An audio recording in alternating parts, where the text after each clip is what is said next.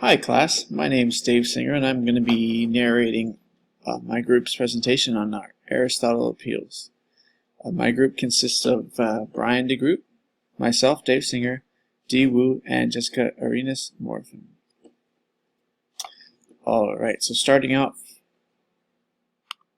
I wanted to go over just the basic definitions of ethos, pathos, and logos. What are they? Logos is the Greek forward. It refers to the internal consistency of the message, basically the clarity of the claim, the logic of its reasons, and the effectiveness of its supporting evidence. The impact of logos on an audience is sometimes called the argument's logical appeal. Ethos, which is Greek for character, refers to the trustworthiness or credibility of the writer or speaker.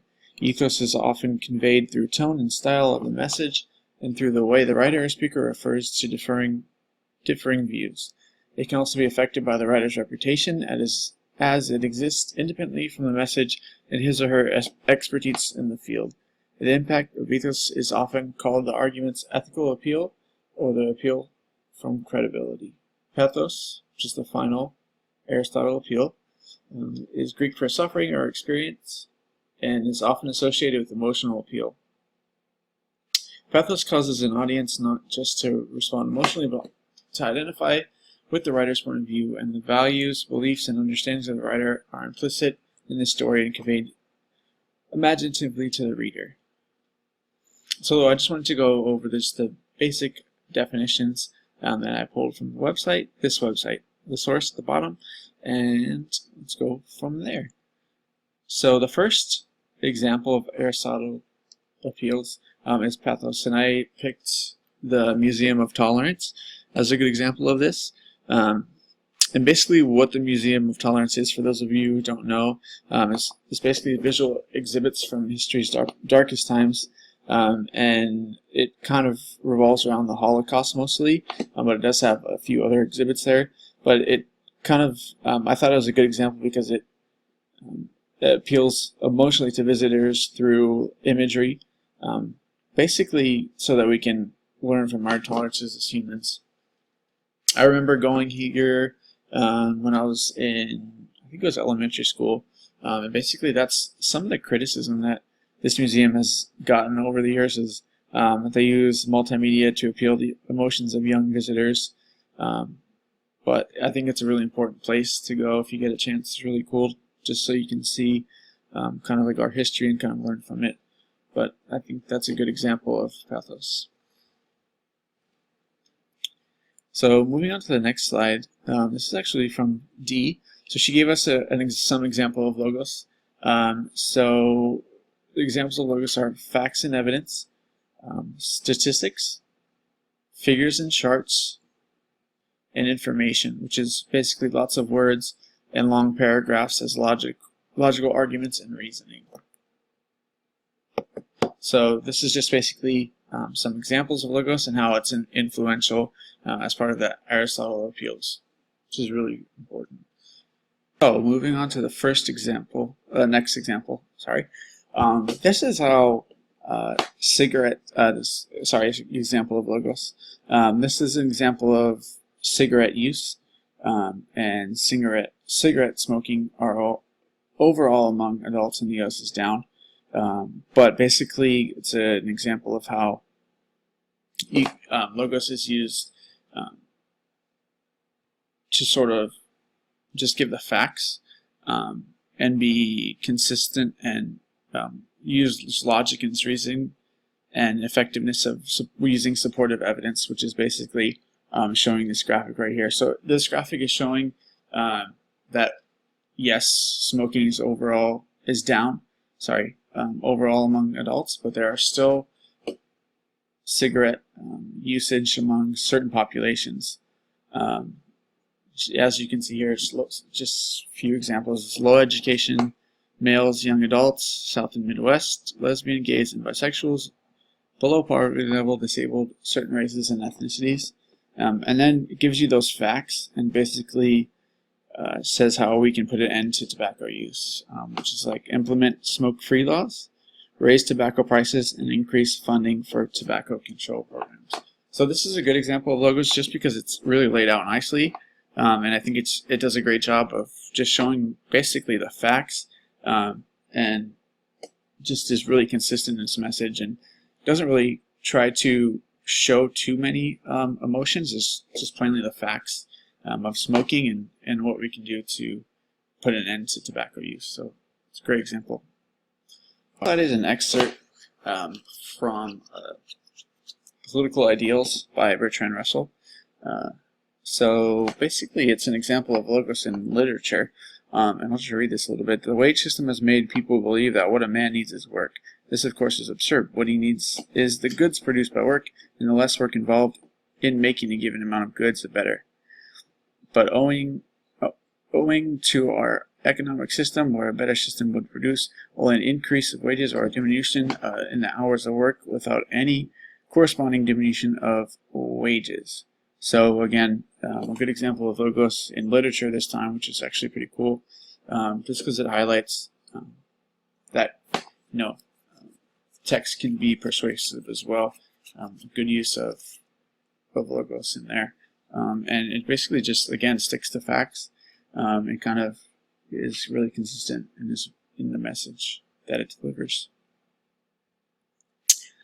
So the next example we have is advertising, pathos. So again, remember pathos is often associated with emotional appeal. So this actually is a really, really impactful example of that. So on the left we have the image, or actually the title of it is "For the Poor, Life is a Step Back in Time."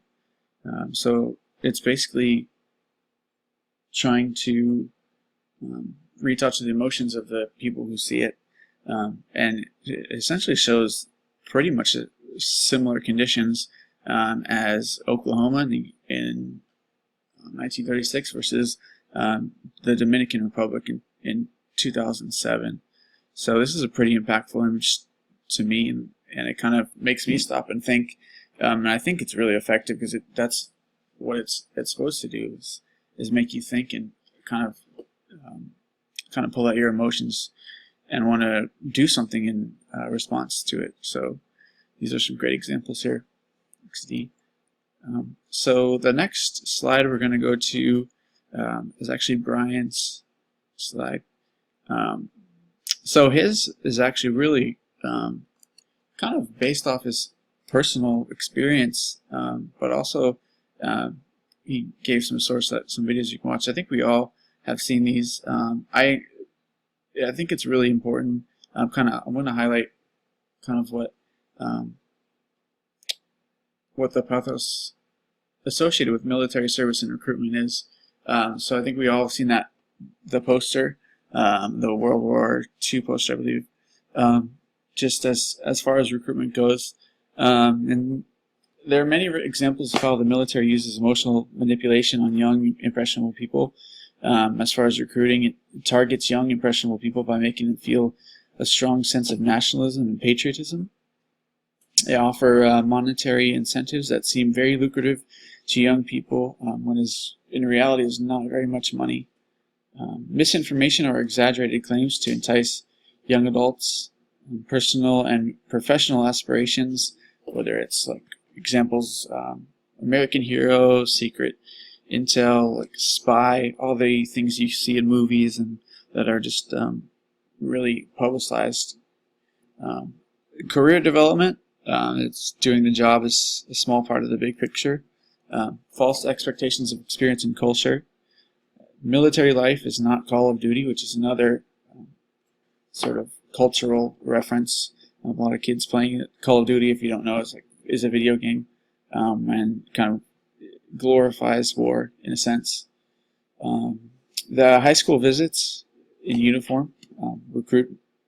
Recruiter looks like the hero in many movies and TV shows that the kids in high school have seen, so they can relate that back to having a visitor, and kind of makes them feel that they can be a hero and makes them feel that be respected. And Brian just wants to point out that the merits or ethics of this approach can be debated on whether good or bad. or how you feel about it, which is actually irrelevant to the message. And the biggest advantage military recruiters have is manipulating the emotions of young and impressionable men and women. It's a very, very good example. I was really impressed to see this slide and kind of read these, because it actually made me think about when I was in high school too, and I had some recruiters come. But yeah, it's a really great example of that.